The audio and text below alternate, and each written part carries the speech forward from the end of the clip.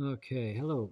I've thrown this video together. It's probably going to be a little bit of a long one, but I hope it's got some valuable information for you. As you see, these are my sources. I've poured through some pretty decent articles and a couple of YouTube channels. I like Audio University particularly.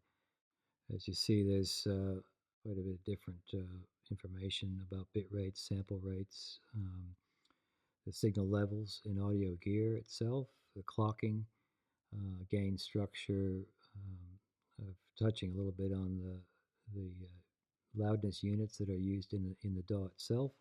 I'll show you that in audio gear, it's based on millivolts and volts, and in the DAW itself, it's gets converted to loudness units. So it's a good to understand that very basic way at least. So this is set up, and I've got a two-part set up here. It's I'm going to cover very basically just to give you a background of how the signal gets changed and from an analog to digital.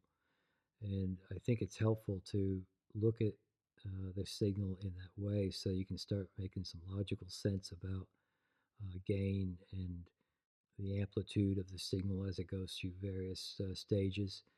And so I'm going to touch a little bit on the voltage ranges. When you're looking at a mic or an instrument, piano that has a line output, you're going to have different voltages, and it's important to know, what you're working with so that you can adjust your inputs accordingly. Loudness units and metering.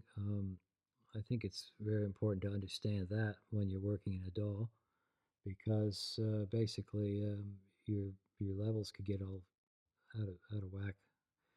And the other thing, sample rates. You want to choose a sample rate in your preferences, and you want to use the clock source to carry that through other equipment that may need. I've chosen 48 kilohertz, and I want to send that signal to my second mic preamp, which uses the optical connectors to set the same sample rate through so that everything is sampling at the same rate, and you're not going to have some lags or some real problems with the recording. And the second part, I'm just going to go right into how I set my outboard and interface up, secondary mic preamp, and that enables you to do simultaneous multi-track recording. So if you're recording drums or a little orchestra, it just helps with having it all get recorded at the same time. So we'll start with some very basic digital audio. I like to think in terms of the source. It's important to think in terms of your signal. It came from a source. It had energy. It had variations in pressure. If we look at waves in the very basic, it's a source of disturbance. Speak across the room, you're disturbing the molecules of the air, and they're connected with the adjacent portions and traveling waves. And they carry energy, wavelength, frequency, velocity that travels at 344 meters a second.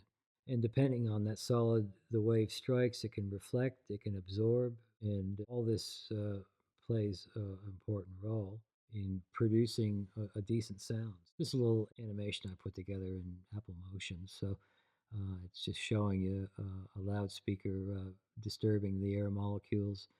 They're read as dB sound pressure levels. It gets converted through electrical coils in the microphone into millivolts, either plus or minus, and then that gets converted to a digital signal, and it's sampled. And we're going to go into all that sampling and stuff too. The idea we want to make sure is in the computer we are actually reproducing that analog signal as closely as possible. So more samples per second, the better. And the bit depth is important too. If you have a higher bit depth, then that gives you a finer resolution. It's like if you're looking at an image and you've got 8-bit color, you've got 256 colors. If you're looking at 24-bit color, 16-bit color, whichever, 24 bit's going to give you 16 million different variations in colors. So it's a bit finer resolution when it comes to that. So in digital music, it's a series of loudness values that get converted from that analog as amplitude voltage, or millivolts in this case. The computer tries to recreate that wave as closely as possible. We really want to look at the samples as in 1 second of time. It's always divided that way. Yeah, so we look at this very basic. The sample rate is basically how many times it slices that analog signal up. And as you see, the higher the sample rate, the finer it is. There'll be more samples, so of course they'll be using more. The files will be bigger, but it'll also will be less jagged. Very simple. And the bit depth, as I said, you've got one sample, and it's got 16 million values if you're using 24-bit. And the bit rate is just that. You multiply the sample rate times the bit depth, and you get your bit rate. So all that will be important to know if you are, um, you've got limitations to file sizes, things like that, but you want to try to record as high as possible. You can always downsample later if you need to. So 44.1 kilohertz is generally good enough quality, but I think if your system will allow you to do 48, then go for 48. So um, that's basically it in a nutshell. I didn't really want to go too much into the physics of it all, but I do find those articles that I posted at the beginning were quite interesting if you really want to delve into it. Like I said, knowledge at this level helps you think logically when you're actually setting your system up, and or if you're purchasing. You want to ask the salesperson the questions before you buy, so you don't end up with a mistake that you have to just put in a drawer somewhere. I've got a couple of old interfaces which I don't use anymore. I'm quite happy. I've sort of been spending a lot of time looking at these different pieces of equipment, and they're not expensive. The compressor I'm using from ART is great little unit. The EQ, the FX, the extra mic preamps that I've added, and of course the interface. It's I think it's good value for money. But anyway, if we want to look at the bit depth here and the sample rate, this is a very simplified animation of how it's set up. So I mean, I've got 4 hertz. That's 4 cycles a second. So there's 1 cycle. There's 2, 3, 4, like that. And these are your different bit depths. In this case, I've just got 4-bit, which is unheard of, but I just thought I'd keep it very simple. So you can see 4-bit, there's 16 values per sample. You have all this to work with to when you're passing over and reading this wave. The more variations you have, the less of the stair step jittering that you're going to have. So you're going to be missing a lot of information with such a low resolution. But I'm not going to go too much into this, but the computer itself reads binary as a data stream. So 0 to 255 is 8-bit. One takeaway out of this is 24-bit sound. The range of values per sample, that's the dynamic range, 144 decibels. So because it's a signed representation, it means that there's minus 8 million values and plus 8 million values. Like I said, very brief. It's not important, but if you're interested in that sort of stuff, like I said, there's a lot of really good papers on all that, which is available online. So I'm a bit of a geek about it, so I really find it very interesting. So, and as you see, the 24-bit is divided into 3 bytes. Now all this is read by the computer, but this all becomes a data stream that the computer reads. Like I said, 24-bit, 3 bytes has 16 million values. Hypothetically, if you had a 96-bit, 12-byte sample, then you're looking at 79 octillion. There it is there anyway. You can read it through. I like numbers, the names and numbers. 24-bit generally is the go. Some people talk about 32-bit floating, but if you got your DOS set to 32-bit and your hardware doesn't operate at 32-bit, then you're going to have problems. So, like I said, you you look at your hardware first, see where it's at, and then you set your system up accordingly. So it's very important to have all this stuff match up. So here, I just thought I'd touch a little bit on, pick this up off one of the articles I was reading to give you an idea about the levels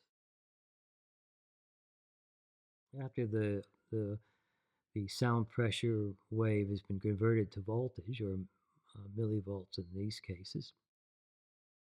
You can see there is a variation. So in order to get these levels all the same in your system, you need to apply gain. So at your low output mic, just your standard mic, you may have to add this, 1.2 volts to the signal to bring it up to this pro level, this line level. And I'll go into this a bit more detail. And the same with a high output mic, like a condenser mic, you got to bring the gain up. And with the consumer level, say you're recording off a turntable, they're set at minus 10 dBV, I think it is. So this is where your gain staging happens. So it's important to understand what's going in has to be leveled up to match. I like a lot of the articles at Sweetwater. Here's a particularly good one, and I just to drive home the point. Your mic is low voltage, requires a preamp and gain. Instrument, which is guitar and bass and that sort of thing, is a little bit higher voltage, still needs a preamp. And your line level is what most things are operating at in your hardware. So you've got two flavors, Pro, which is plus 4 dBu, and Consumer, which is minus 10 dBV. Now, I don't want to go too much into these dB units, but everything sort of works off a different thing because it's a different type of signal. We don't need to really worry too much about that. If you're running everything on the Pro line level, then everything will match up. So, and it is important that all your hardware is set to the same level. I think most cases, every piece of equipment will be operating, generally going to be working with the Pro line level. I've got all my equipment set to the Pro plus 4 dBu. With your speaker levels, you have to amplify that. Whether it's a powered speaker or an amp, they can reach your 10 volt level. Most cases, I think these days, a lot of people are just using headphones for recording and mixing. So, and this I just wanted to drive home the point. Your instrument level, guitar or bass, you got electric coil. There's your millivolts there. It requires preamp to reach line level. Your human voice is in dBs, usually dB SPL, sound pressure level. If you're in an electrical system, you're working with volts. If you're working with air pressure, you're dealing with dBs. Your mic, they can be 1 millivolt to 10 millivolts, and they can be also read as minus 60, minus 40 dBV. So decibel and voltage requires a preamp. There's your line level again. And in your DAW, they change the units again to LUFS usually. So or True Peak or RMS, but usually it's LUFS, loudness units full scale. And this is just a little something I found interesting is if you've got a VU meter, it's got a scale. 100% is right at 0. If you're sitting at 0 on that VU meter, then it's equating to plus 4 dBu pro line level. So if you're using meters that way, it can be a little bit helpful to make sure that you're putting your signal into the system at a reasonable line level. 0 dBu equals 0.775 of a volt. Nerd stuff here, but your 1.228 volts, that's calibrated in digital to minus 18 to minus 20 dB full scale. It's important to just know that as you go through your analog system and you start converting them into different units, and in the end, when actually recording in your DAW. This is how you can set your scale on your DAW to make sure you're not clipping. If you want to put music on certain platforms, then they require a certain level not to be exceeded. So just a little bit of a background. LUFS is that includes EQ tone factoring frequencies. So it basically applies a high pass, low pass filter, and there's a percentage involved. And then you've got your metering. So when you're recording and then you're mixing or mastering, often you will use some form of meter. In Logic Pro, they're pretty basic, but they still provide enough information. You know, you're adjusting your track to a set level so that you're not going to be going over. This is just an example of third-party metering that has momentary, short term, and integrated. So there's five metrics. You have LRA, which I won't go into, but that's loudness units, and then you've got true peak, which is in dB. So all these things go into the calibration of the track that you've got recorded. So when you have a meter pulled up on your screen, take some time to actually look at it and try to understand the concept of metering so that you won't be having some undesirable effects going on. I just wanted to review what I've touched on so far because we're going to be getting into another section. But your analog signal is sound pressure variations sending energy to air molecules. Gives you such a smooth wave. It's continuous. There's no steps involved. Whereas with your digital signal, it's quantized amplitude values. Even with 24-bit or higher, it still has little steps. So as each microsecond passes, it's just reading discrete amplitude values. Same with the sample rates. Just think of sample rate as snapshots. I like to think in terms of video recording frame rate. And the bit depth equates to the color spaces that you're using. If you have 10-bit color or 12-bit color, in your video camera, then you're getting a finer resolution of colors. And if you multiply the sample rate by the bit depth, that's your bit rate. In this case, if you've got a 48 kilohertz at 24-bit, every second computer is processing 805 billion amplitude values. Basically, they work out these sample rates based on a certain frequency, Nyquist frequency. Human hearing range is 20 hertz to 20,000 hertz. So your sample rate needs to be above the highest tone that the human ear can hear. So in this case, it's 20 kilohertz. So 44 is generally okay. Sometimes little problems can crop up when you're setting up your system to record.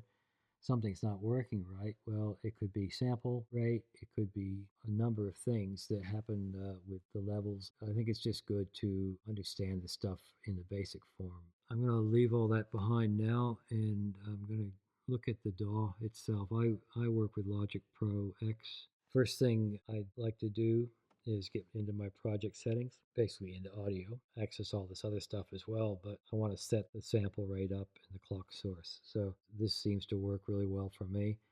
I set the clock source up. There's the sample rate I've set up. That is, I think it's in the preferences as well. You can set your clock source to internal. So I like to have get my sample rate going and my clock source set up. Like I said, I let Logic Pro set the clock speed. If you ticket the internal rather than trying to get a clock source from another piece of equipment that's hooked into it, again, that's where you can have some problems. Here's the universal control for my PreSonus interface. Again, I can set the sample rate to match internal clock source and 48 kilohertz. One thing to probably think in terms of is, I think anyway, is you want to use the clock source from the best piece of equipment you've got, most accurate. Then everything else that becomes an expansion off that so that it's reading what you've chosen from your better equipment. And lastly, on my Mac itself, if you go into your Finder, you can see Audio MIDI setup. That's something to get yourself familiar with. Once you've got your equipment hooked into your computer, it will come up. This is where you can actually take two interfaces and consolidate them into one. There's my quantum there. So I've ticked on that, and now it's come up, and you can see the clock source is on set to internal. There's my 26 channel, 24-bit, 48 kilohertz sample rate. And then over here you can choose inputs and outputs. And as you see here, I've got your primaries. Um, that would be my Thunderbolt cable, I suppose. And then you've got mic and instrument on your first two channels of the PreSonus. I like this because without spending a fortune on an interface, this actually has a send and return. So this is where I send out my signal for those two preamps into my hardware, like compressor, EQ, effects, and then it returns back in. So I can use this two channels as an effect channel. And then there's my line signal. There's, if you know, there's another 6 there, and line in. And then I've got, well, this is SPDIF, which there's 2 there, which is a little RCA connector. So I won't worry about those. If you're really desperate for extra inputs and outputs, then they're there on this unit. And then once I've connected my PreSonus to the ADA 8200 from Behringer, which is a 8-channel mic preamp, and I've used a fiber optic cable, the ADAT cable. In the Quantum 26, it has 2, so I can have 16 more channels added to the system if I want to. So there they are anyway. So, and I guess it's just nice to know got some issues coming around with your system. It's not something's not working. Jump into audio MIDI setup and have a look at your inputs and outputs to make sure that everything is gelling. If these aren't here, it means the connection is bad or not plugged in properly. So just get familiar with that as well. It's a really big help, and it can solve some issues down the track. Anyway, I'm going to jump into the hardware and signal path now. This is my little system. I just took a little snapshot of it. There's the quantum interface there. This is the 8-channel preamp from Behringer. These are the inputs as they read, where I just showed you on the audio MIDI setup.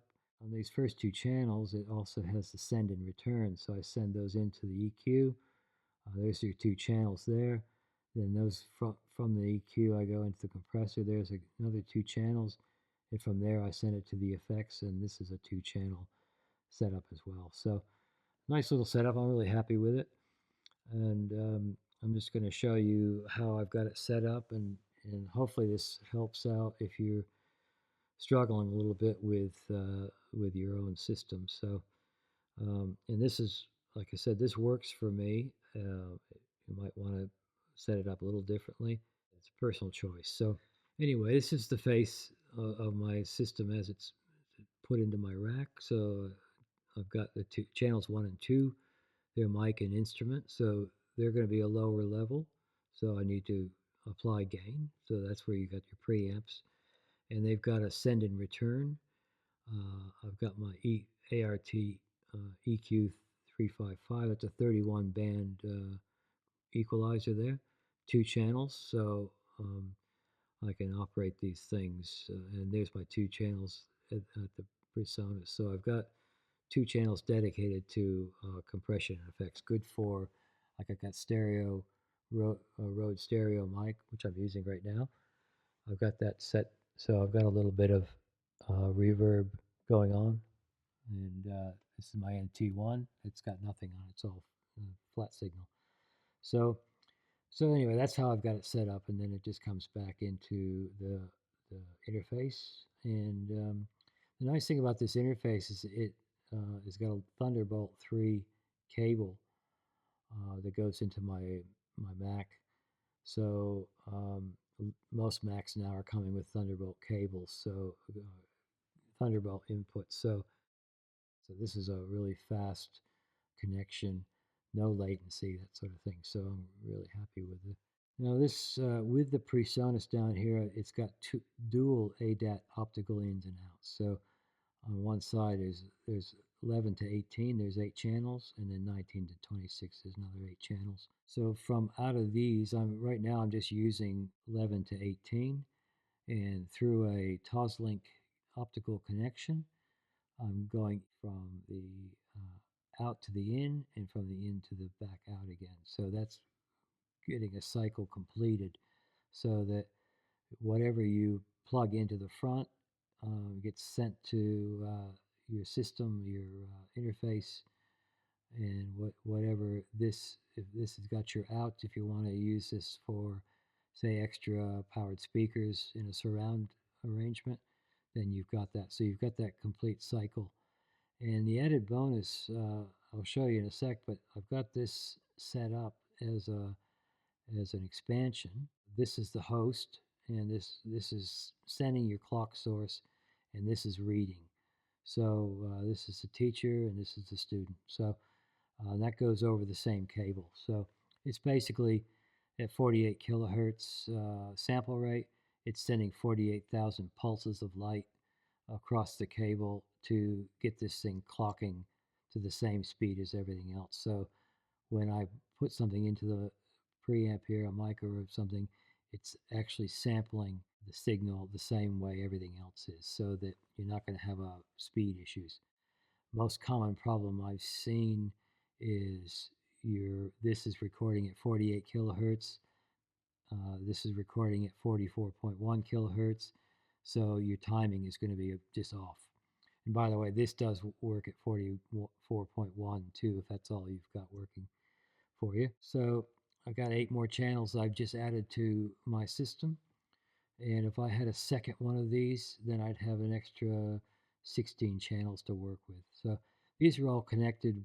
They're line input, output. They use XLR and TRS cables. It's really important to make sure you're using the right cables. I've, again, seen problems where the signal just sounds terrible because it doesn't have that extra ground in the cable. So really important to look at what cables you're working with. In most cases, it's more of an expense, but good shielded cables will make all the difference when you get this thing set. I've just got patch cables, but they are good shielded grounded cables, balanced. So you want to be using those as well. And the same with the the, the optical. You want to make sure it's good quality as well. So just know that there are balanced and unbalanced inputs and outputs and cables. So, and just make sure they all match up nicely.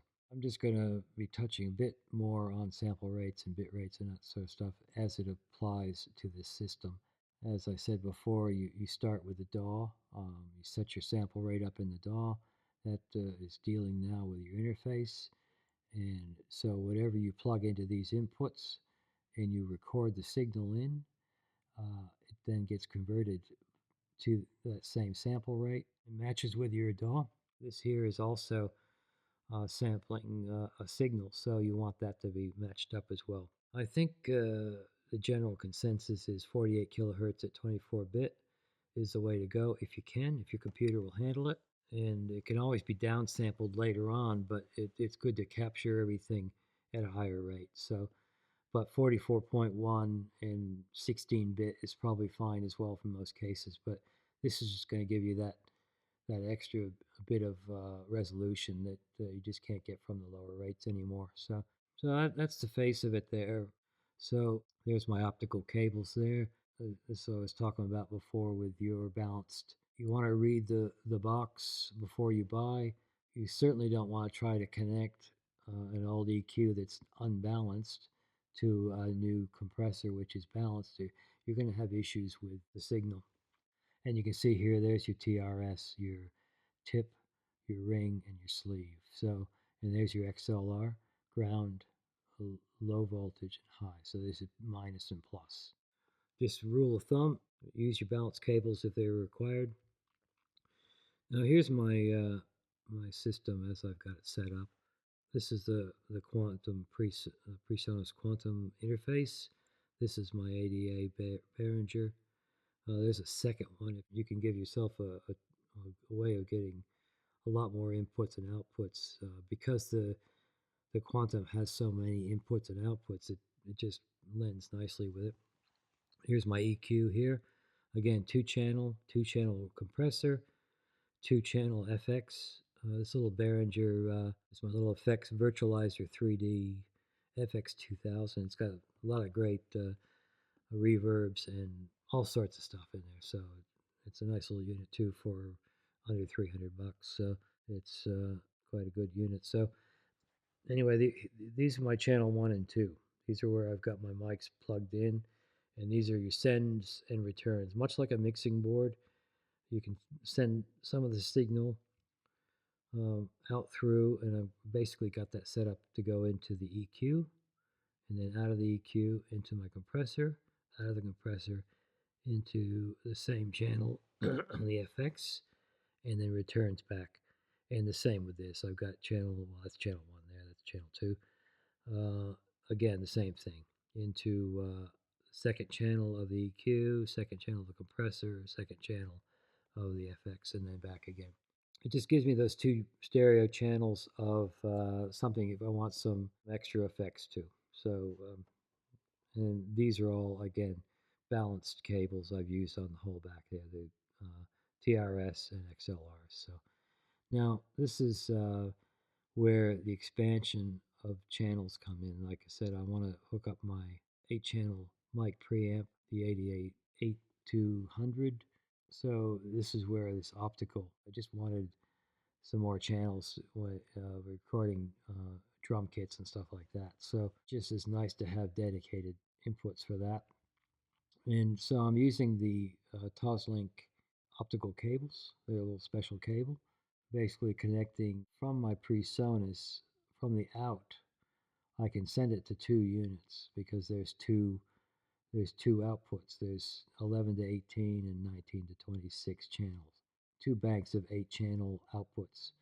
And over this fiber optic cable, because it goes out here and then from the out comes back in again.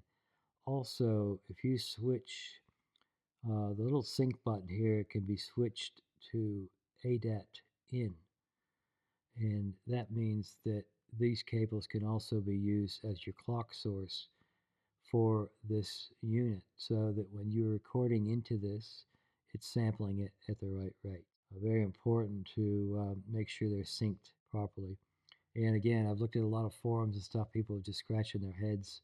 Use the word clock in button and 48. There's 48 and 44 kilohertz sample right there. You can set it.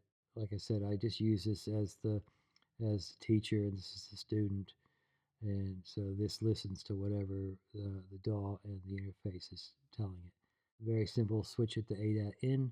Make sure you got cables to and from the interface, because this coming back in from the out is all your preamp inputs. So if you want that signal, you need that cable back again there. So anyway, that's a very important part of whenever you're using a host and expansion arrangement for more preamps, then you have to make sure that signal path is set up properly.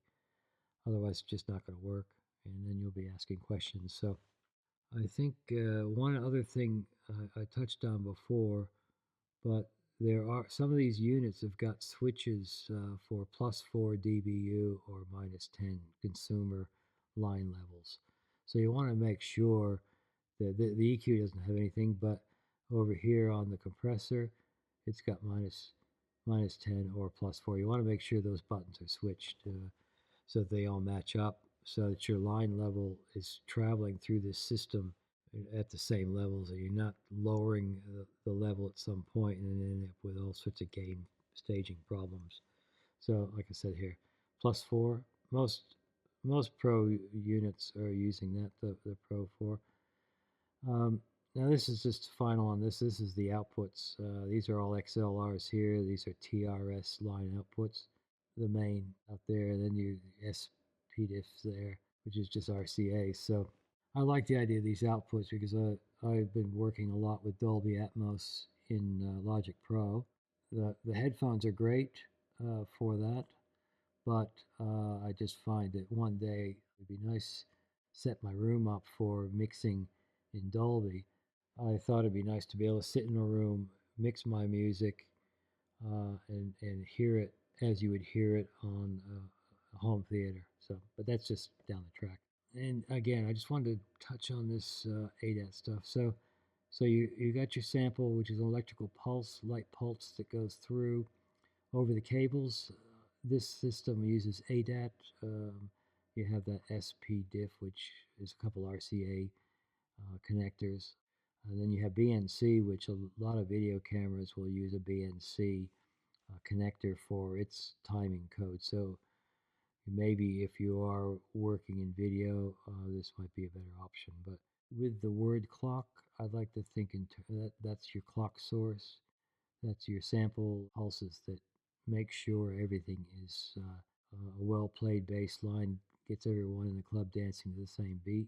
Your bass player is the host slash master, and the dancers are your expansion. So, like I said, you usually want to use your best piece of equipment for your host clock source. So, my setup is Logic Pro X. Project sample rate is 48 kilohertz.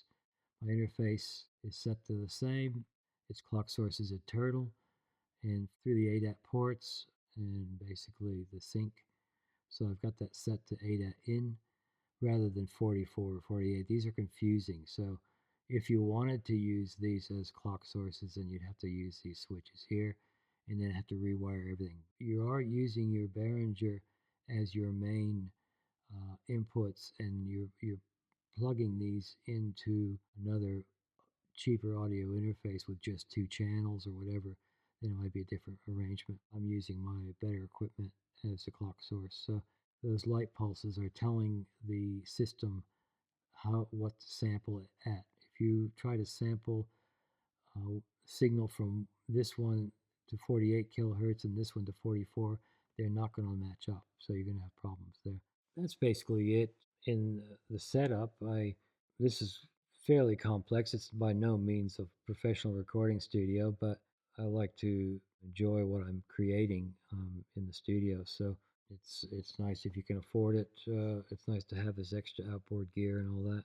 And this is the arrangement. I've got 5 different inputs, all recording simultaneously from the different inputs that I've been using. So it just gives you an example of, you just hit record, record, record all the way down, and then now I can record simultaneously 5 channels. And if I had 26 mics, I could record 26 mono signals into the system at the same time. So you want a good CPU to make sure it can handle it, but it's there for you if you needed it. So that just gives you, this is the final result of putting all this stuff together. So it's great for Dolby Atmos surround beds and 3D objects. I've been getting into that lately. Or if you wanted to record the whole band, it's there for you. So it's great to build a studio up like that. Just bear in mind that that audio signal going to digital, getting clocked and sampled at the right rate. So that's it anyway. I hope it was helpful for you. So stay tuned.